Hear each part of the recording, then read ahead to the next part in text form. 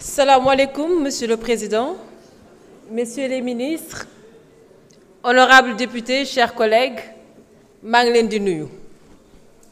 Dëgg ngeen bëgg a xam, wante ñun tamit dëgg lañ bëgg a xam. Nous voulons la vérité. Et je vous en donne notre parole. Sauf que la seule différence, que nous voulons toute la vérité.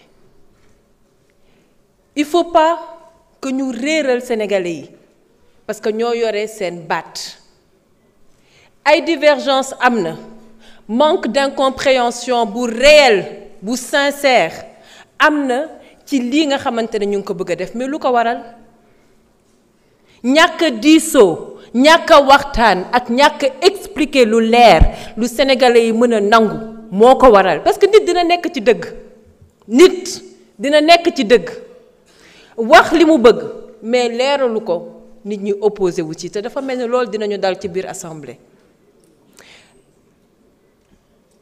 ku boom Baye Cheikh Diop man mii dama ko bëgg a xam qui a tué Cheikh Koli Moussa Dramé Sadio Camara pourquoi ngeen xalaat ne ñun bëgguñu ko xam qui a torturé Pape Abdoulaye Touré dañ ko bëgg a xam qui a tué le gendarme on veut savoir. Qui a tué le policier? On veut savoir. Mais nous avons également le droit de vouloir savoir qui a brûlé le terre. Qui a brûlé notre BRT? Am nañ ci droit. Il faut être des démocrates jusqu'au bout. La justice, oui, mais la justice pour tout le monde. Et cette justice, elle ne doit pas être sélective. Vous savez, li ñu war a moytu dafa am loo xamante ne dañ ko xeex yéen ngeen jiitu ci xeex bi ba yàlla jël nguur jox leen ko li jara moytu man ku ma xam-xam nga ni duma tontonte ndaxte dama silvissé ku jara moytu li ñu jara moytu mooy teguwaat ci yoonu def li nga xamante ne dañ ko doon xeex ba tey parce que les Sénégalais ils ont encore besoin d'espoir.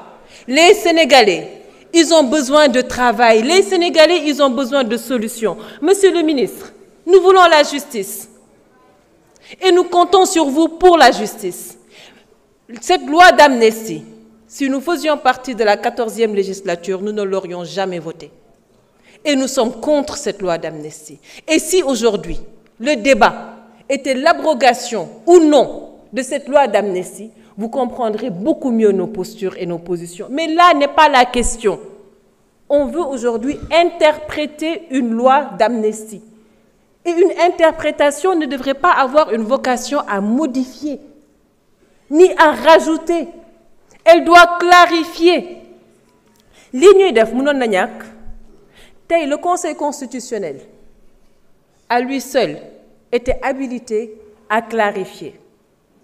Le Conseil constitutionnel mënoon na tey clarifier ne loi d'amnistie bii concerne na tel crime concerné wu ko tel crime concerné wu ko su ko defee ñépp xam lu leer mais bu leen bañal une partie de la population leur droit de vouloir connaître toute la vérité.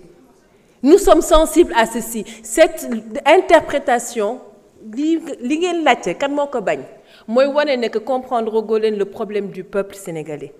La majorité sont en train de se demander pourquoi eux non plus n'ont pas droit à la justice, pourquoi eux non plus n'ont pas droit à la vérité. moo tax Sénégalais yi ginnaaw bi ñu bëggee seen dëgg bëgg justice bëgg jàmm bëgg baalante loolu tamit dëgg la. Vous savez, en Afrique du Sud ils l'ont fait mu tuddoon vérité et réconciliation. Aujourd'hui on vous propose de mettre en place une commission vérité et réconciliation te mu am yoon boo xamante ne foofu lay jaar parce que pour que la vérité soit rétablie il faut que les faits soient clairs, ça va de soi. Il faut que des enquêtes soient menées mais sur tous les faits ku nekk xam fi nga féete loolu mooy li ñu bëgg mais sur tous les faits. Et ensuite on parle de réconciliation. Et ensuite, on parle de pardon pour ceux qui veulent pardonner. Et enfin, on pourra parler d'indemnisation. Donc, vous faites qu'un tey loolu la askan bi wax, je pense que mën nañ see d'accord. Merci. Merci beaucoup. Honorable Awa Seck. Honorable Mayabé Mbaye se prépare.